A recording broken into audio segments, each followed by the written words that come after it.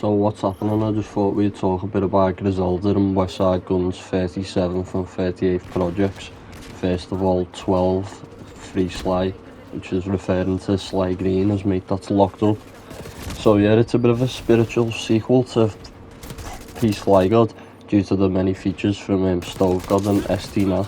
So yeah, I was pretty surprised by this. The album starts off with an AI intro, which is like a soul sample. Sort of sounds like the intro for Tarn of Black Ops 2.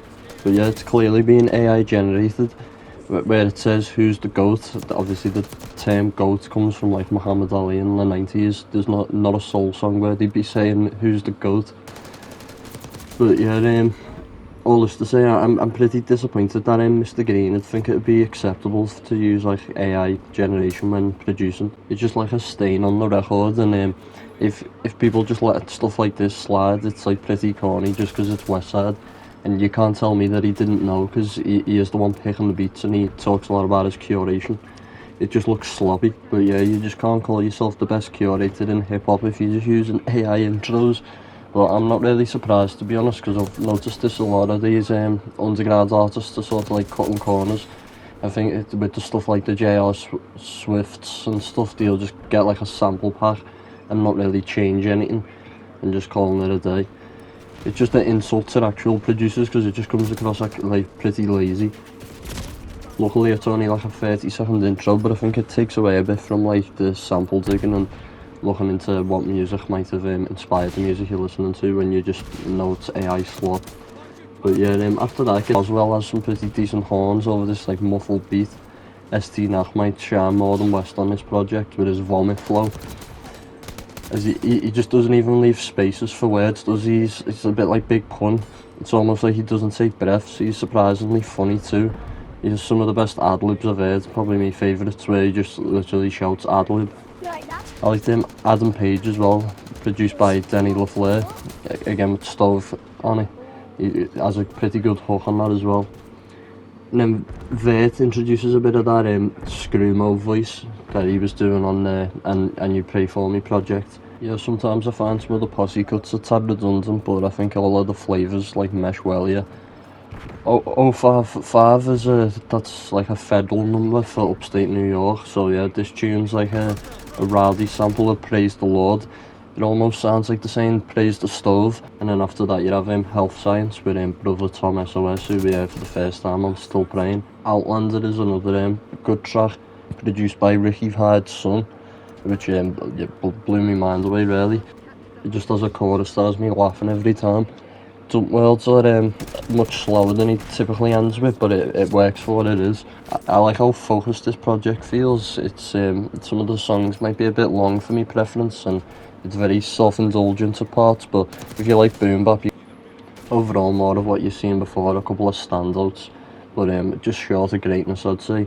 Obviously take this with a huge grain of salt, because I've never parallel parked to Bugatti, but I have eaten burgers on a Wednesday. And then yeah, for Hills of Eyes, again, it's just two projects in a row here. I'll finally cut this gauntlet if fucking 10% of this album is just AI. Just slacking on quality lately, I think. You can't be the world's greatest rapper and be rapping over fucking AI beats. But yeah, I think with Westside, it's especially annoying because he's obviously known for his production and beat selection, so there's just going to be like a constant stain on his discography. Gun isn't perfect, as anyone who's bought his merch will tell you, but yeah, for the love of God, please no more Mr. Green. But yeah, pretty good after that. Einstein's Kitchen saves the day with a Grammy piano loop over some dusty kick drums. It's only short and it's a bit Ghostface Killer-esque. Davey Boy Smith, which is back to more of the standard cold piano and drums, very lo-fi, and feels very improvised, with the second half of the track he pretty much just ad-libs. But then yeah, I'd say the standout of the whole album's probably Egypt, which obviously sampled Doshi's Apple TV interview at the start, where she cites MF Doom and Westside as like influences. The sample used is mixed to sound pretty chaotic, and it matches West's flow pretty well. I like this CG's production. He's probably the standout part of this album for me. I'm intrigued to hear some more beats from him.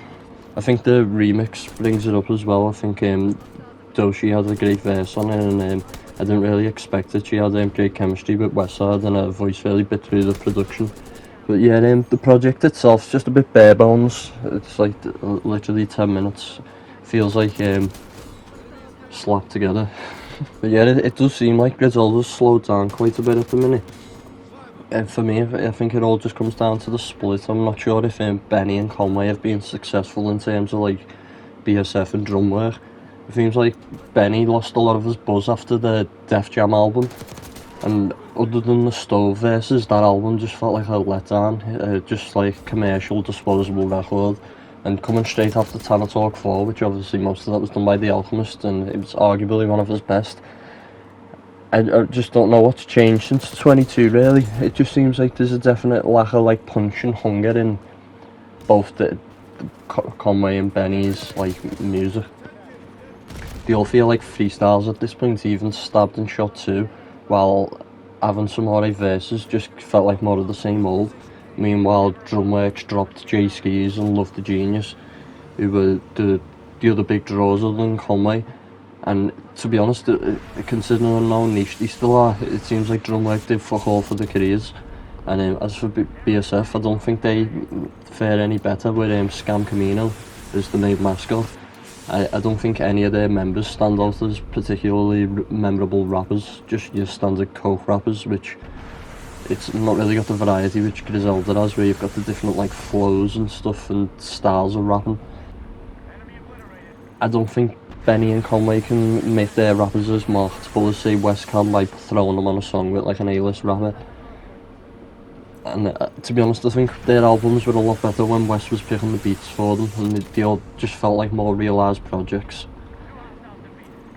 It's annoying because Jay-Z even told Benny that he didn't think it was a good idea for them to separate, and I totally agree with him. For normal people, it's a lot easier to find everything when it's under one label, and with them separating into these three like sort of entities, a lot of stuff just gets lost in the shuffle, especially when you know, like add Baldy James and Rome Streets into things and they're all doing records for different labels. It's like trying to find every Grizelda record. It's like finding the Infinity Stones at this point. And I've missed a couple of albums myself just by not keeping up with like the Instagram pages for vinyl record shops. There's just so much stuff coming out, but yeah, I feel like they felt like they had something to prove, and they've went out and went for it, and it's worked to a certain extent, but maybe not for the rappers that they've hired, just for themselves maybe. I understand them wanting to like move on and stuff, but I think they did work better as a unit. Most of my excitement lately has probably just come from a lot of the new members like Rome, Knock, Stove and Tom. I'd honestly be more interested in seeing any of them get another LP, to be honest, than another one from West himself. We at least need that Stove God Grizelda debut, otherwise it feels like a lot of this shit's peaked in like 2021, at least for the amount of material output that was getting put out. I think back then it was like double digits, high double digits, maybe 20, 18 albums a year. But yeah, maybe Westside's just busy doing forefront. But let me know what you think. Do you think Grizelda's slowed down a bit, or do you think they're still at the best? See you later.